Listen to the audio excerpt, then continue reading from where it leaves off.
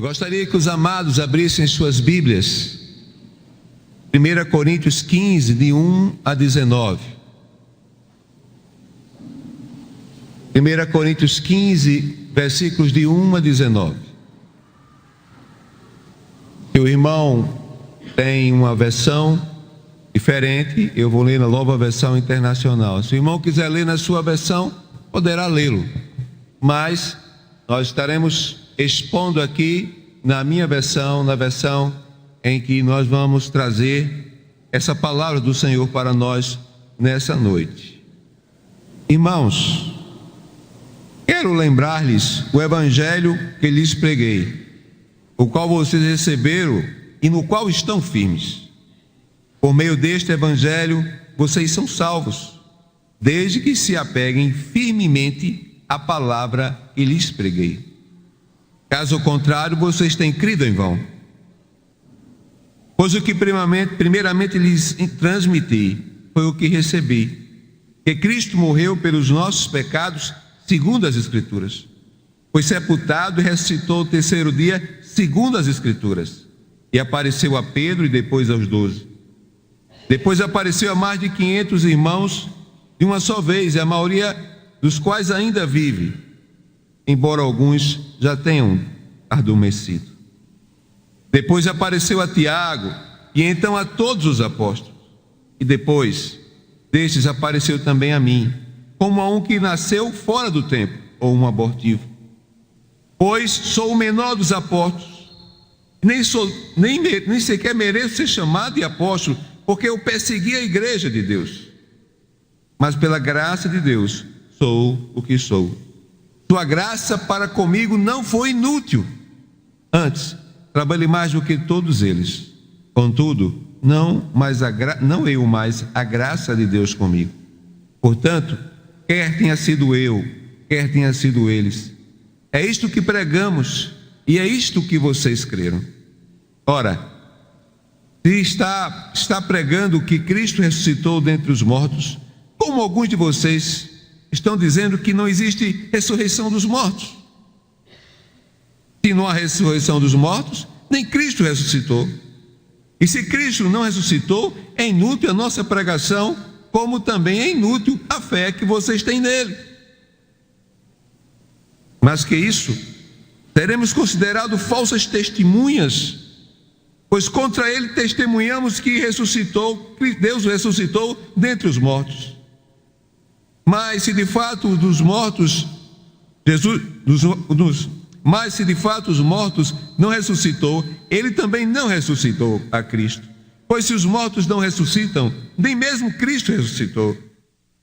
E se Cristo não ressuscitou, inútil é a fé de vocês. E ainda estão nos seus pecados. Neste caso também, os que dormiram em Cristo estão perdidos. Se é somente para esta vida que temos esperança em Cristo, somos de todos os homens os mais dignos de compaixão. Amém. Vamos orar. Deus e Pai, te agradecemos pela tua palavra, Senhor. Nós a lemos nessa noite. Que tu me des, Pai, da iluminação do teu Espírito, para que essa palavra seja pregada, Pai, e que teu Espírito nos conduza na direção certa, e que a direção certa seja corações de pessoas que ainda não tenham experiência contigo. No nome de Jesus, amém. Amém, irmãos? Amém. Queridos, podemos voltar para o primeiro slide, irmão Natanael, voltando. Se Cristo não ressuscitou, se Cristo não ressuscitou. Para começar, irmãos, eu posso dizer que os gregos, eles criam na alma eterna. O que significa isso? É que a alma, ela já existia antes do corpo. E depois, quando o corpo passou a existir, a alma veio existir naquele corpo. E aquele corpo era prisão para a alma. Quando a pessoa morria, aquela alma, então, se tornava livre do corpo. Isso não tem nada a ver com aquela música que Jesus canta, que Luzeni canta, não é? Campainhas de ouro. Não, ali, ela está falando ali do corpo que nós estamos e a alma que está presa a esse corpo. E quando a pessoa morre, essa alma se liberta desse corpo para viver sempre na presença do Senhor. Mas essa verdade, irmãos, só pode acontecer se cremos na ressurreição de Cristo. Na igreja em Corinto, estava havendo esse problema. Existiam pessoas que não estavam crendo na ressurreição dos mortos. E se eles não criam, irmão Mário, na ressurreição dos mortos, como é que eles poderiam crer na ressurreição de Jesus? Esse é o discurso do apóstolo Paulo. Necessário que, como cristãos e outras pessoas que estão aqui, nós possamos entender esta verdade. Cristo ressuscitou. Amém, irmãos? Amém, irmãos? Essa é uma verdade absoluta da palavra de Deus.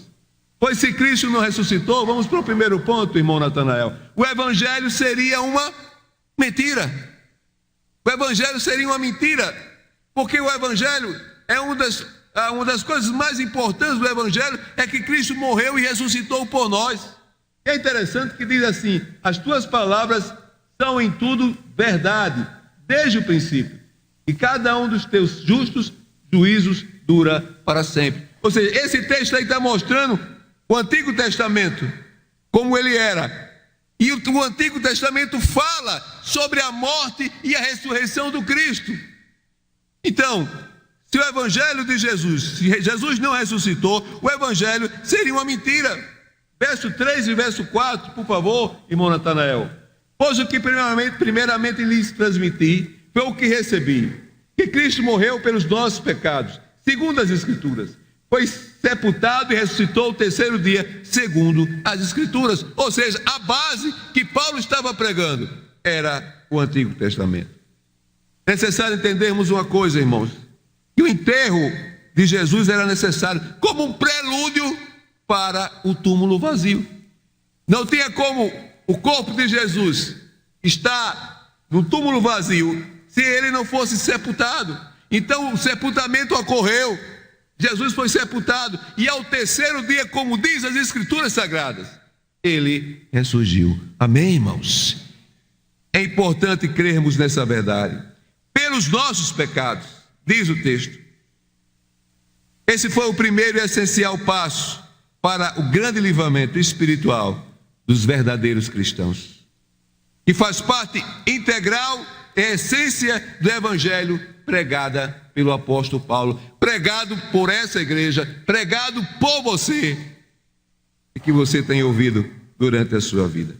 E é interessante aqui, irmão Zé Lopes, que o apóstolo Paulo passa a dar informações sobre a ressurreição de Jesus, para mostrar àqueles irmãos em Corinto que Jesus tinha ressuscitado. No verso 5 do texto, no verso 5 do texto, diz o quê? E apareceu a Pedro e depois aos 12. 1 Pedro, depois aos 12. Depois disso apareceu a mais de 500 irmãos de uma só vez, a maioria dos quais ainda vive, embora alguns já tenham morrido ou adormecido. Quando Paulo escreveu aqui, dessas 500 pessoas, ainda viviam muitos ou bastantes, mas depois que ele escreveu, é óbvio que esses irmãos morreram. Verso 7 diz: Tiago e todos os apóstolos. Tiago não cria em Jesus. E os irmãos lembram do texto, lá no Evangelho, quando Jesus foi pregar lá em Nazaré, os irmãos de Jesus não acreditavam nele, e Tiago era um dos irmãos de Jesus, e não acreditavam no Senhor. Ele passou a crer no Senhor, irmão de Coutos, quando ele viu a ressurreição de Jesus, quando ele viu a morte, e depois no terceiro dia, Jesus ressuscitou e apareceu a ele e aos demais apóstolos. Irmãos, essa é uma das provas que evidencia que Cristo ressuscitou. Uma pessoa que não cria em Jesus, ele apareceu para ele, e essa pessoa começou a crer que Jesus Cristo ressuscitou dos mortos. No verso 8, Paulo fala: depois apareceu a mim, como um abortivo, ou como a quem nasceu fora do tempo. Amados, a possibilidade da crença fundada numa base inadequada seria uma contradição pois estaria crendo em uma falsa mensagem. A fé seria infundada e vazia, e a fé não poderia ser uma fé salvadora. Em quem queríamos? Digo, em quem iríamos crer se não crêssemos no Jesus que morreu e ressuscitou e abriu espaço para que nós, Silvana Paula, para que nós, irmã Damiana, pudéssemos entrar na glória e viver para o Senhor, com o Senhor para sempre? Que tipo de fé nós poderíamos ter? Pode ir à frente, irmãos. O evangelho ou cristianismo não é religião de adesão, mas de conversão. Você pode aderir a um partido político, você pode aderir a um time de futebol, você pode aderir até uma igreja, você pode aderir a tudo que você quiser, mas com o evangelho de Jesus tem que haver conversão, mudança de vida, nascer de novo. Sem nascimento de novo, você não pode ser um cristão. E a sua fé, irmão Natanael, vai ser vazia. Vai ser vazia. Então o que Paulo está dizendo aqui é que é necessário nascer de novo. E Paulo afirma, e esse texto já foi lido até hoje: quem está em Cristo, nova criatura é, as coisas velhas já passaram, eis que tudo se fez novo. Sabe por quê, irmãos? Porque nós não cremos numa confissão de fé, numa confissão doutrinária, em um credo. Nós cremos em Jesus de Nazaré, que morreu e por nós ressuscitou. Amém, irmãos? Em segundo lugar, a fé cristã não teria conteúdo. Verso 17. Verso 17 diz: e se Cristo não ressuscitou, inútil é a fé que vocês têm, e ainda estão em seus pecados. Se Cristo não houvesse ressuscitado, irmãos, todos nós aqui ainda viveríamos em nossos pecados. Os coríntios também, os efésios também, a igreja cristã também.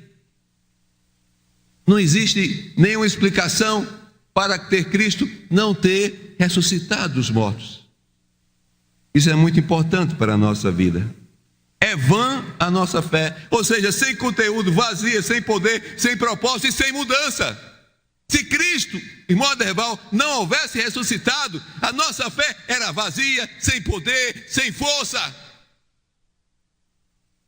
É necessário que entendamos isso, irmãos.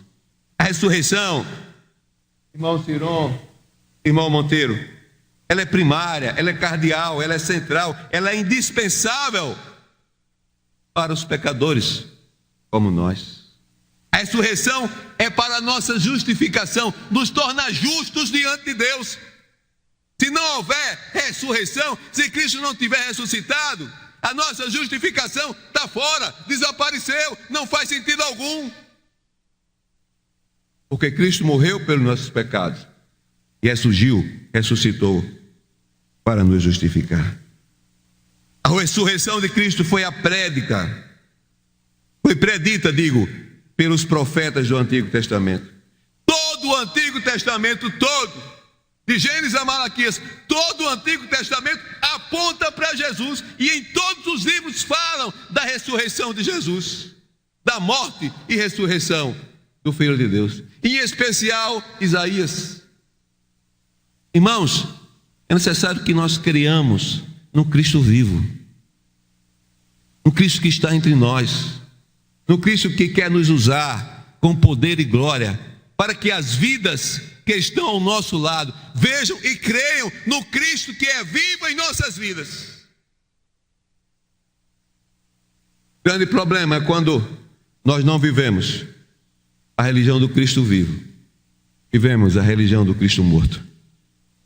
Quando não temos ânimo para dizer que Jesus Cristo veio, morreu e ressuscitou para salvar a todas as pessoas. O próprio Jesus predisse nos evangelhos: eu vou morrer e vou ressuscitar ao terceiro dia, irmãos. Ele morreu para nos tornar salvos e ressuscitou para nos tornar justos. Ele é a única esperança que temos. A ressurreição de Cristo é a nossa salvação, a garantia de nós participarmos da sua natureza, da sua forma de viver.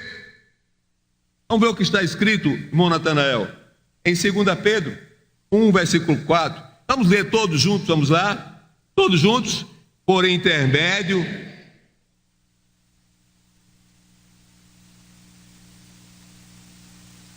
para que vocês se tornassem participantes da natureza divina e fugissem da corrupção que há no mundo, causada pela cobiça. Participasse da natureza divina. Quando nós cremos em Jesus, nós somos salvos em Jesus. Alguma dúvida disso aqui? Quando cremos em Jesus, nós somos salvos em Jesus. E participamos da natureza divina. E fugimos da corrupção do mundo, marcada pelo quê? Pela cobiça e tantos outros males que existem. Tantos outros males que existem. Amados, a ressurreição, por favor, Natanael.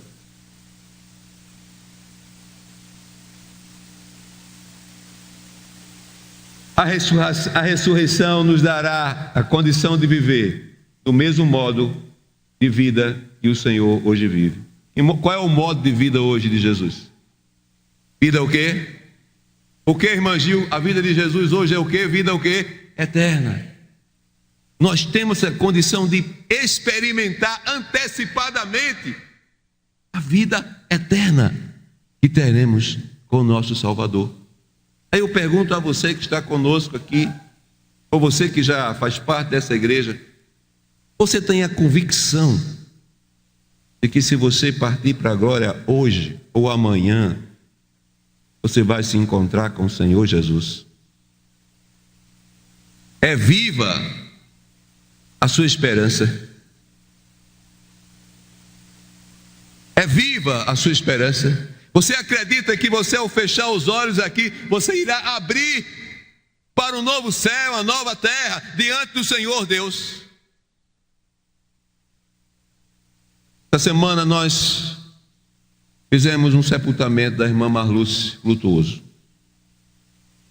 E pela convicção que eu tinha da vida dela, eu sabia que ela era uma serva do Senhor. E eu disse lá no sepultamento dela, ali só estava o corpo, não estava o espírito. Porque é um texto bíblico que diz o seguinte: o corpo volta à terra, mas o espírito vai a Deus. Será que eu poderia dizer isso em seu sepultamento? Será que eu poderia dizer isso em seu sepultamento?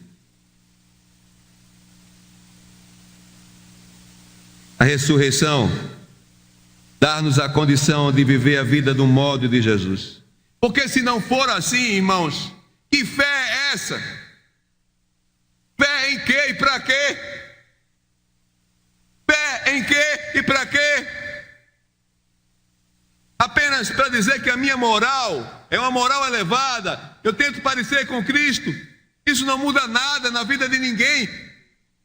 Eu só posso ser salvo se eu acredito que Jesus morreu e ressuscitou por mim. Se não for assim, meu irmão, nem eu nem você somos salvos. Nem eu nem você somos salvos. É necessário entendermos essa verdade. A nossa fé não pode ser vazia, sem poder e sem propósito. E sem propósito. Em terceiro lugar, não podemos ter esperança para o futuro. Como ter esperança para o futuro se Cristo não ressuscitou? Em quem nós vamos crer? Quem nos espera? O vazio cósmico. Peço, por favor, irmão Natanael, 17, 18 e 19. Nesse caso, também os que dormiram em Cristo estão perdidos. Os que morreram em Cristo estão perdidos. Não tem esperança para eles. E é somente para esta vida que temos esperança em Cristo. Dentre todos os homens, somos mais dignos de compaixão. Se eu só creio em Cristo para essa vida, e não tenho esperança de vida eterna. Eu sou o homem mais digno de compaixão. Você também é a mulher, o homem mais digno de compaixão. Amados, os que morreram em Cristo só podem ter esperança se Cristo ressuscitou. Porque a fé, nas páginas do Novo Testamento, mostra que a fé não é num credo ou numa confissão, mas no homem, Jesus de Nazaré, que morreu e que ressuscitou. A fé é a entrega da alma aos cuidados de Cristo. É uma disposição interna de dedicação do ser inteiro a Cristo. A fé é a busca intensa daquilo que Cristo possui. A fé é o presente de Deus, a atuação divina no nosso interior, no nosso coração e no nosso espírito. Um homem de fé, portanto, ele renuncia ao pecado, não porque chegou à noção que o pecado é pecado e não serve, não, mas porque ele foi transformado pelo poder do Evangelho do ressuscitado Jesus. E devemos crer nisso. Sem ressurreição, não há cristianismo. A fé está ligada diretamente à ação ressuscitadora de Deus na vida daqueles que optam pela fé em Jesus, que buscam estar com Deus, que buscam uma qualidade de vida acima da vida biológica. É assim que nós cremos. Interessante nesse texto, eu não cheguei a ler esse texto. Pode colocar, irmão Natanael. O verso 55, o apóstolo Paulo diz assim: onde está a morte, a sua vitória?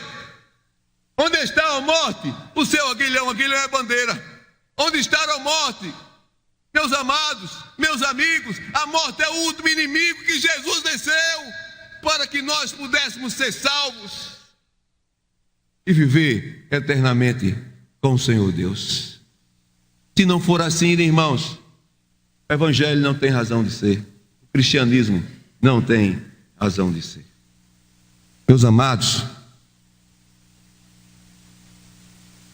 para concluir, queridos, Jesus, ele é a fonte originária de toda a vida ressurreta. Quem aqui não ressuscitou em Cristo? A sua vida é um risco. Você está por um fio. Você está por um fio. E sua vida não foi ressuscitada em Cristo Jesus. Ele é o nosso quê? Redentor. Bem forte, vamos dizer, o nosso Redentor. Vamos lá? O nosso Redentor. O nosso Redentor. Ele é o nosso libertador. Ele é o alvo para toda a humanidade. A proposta dele não é apenas para esse grupo, não, mas é para toda a humanidade. E é interessante que vai vir agora, eu acho muito interessante, porque ele vive, posso crer no amanhã, isso é verdade, mas por isso a ressurreição está vinculada ao destino final de todos os homens. Você pode morrer até sem crer no Cristo que morreu e ressuscitou por você. Você pode até só entender essa mensagem, mas não crer com o coração e não deixar que Cristo mude a sua vida. Você pode fazer isso. É uma opção sua. Você pode fazer isso. Mas a ressurreição está ligado intimamente ao seu futuro. Intimamente ao seu futuro. Alguns para a vida com Deus. Alguns para a vida com Deus. A ressurreição leva você para a vida com Deus agora e após a morte. Outros para uma vida sem Deus. Para uma vida sem Deus. E a Bíblia fala, e eu creio que é o inferno, que é a desgraça eterna, que é viver longe de Deus para todo sempre.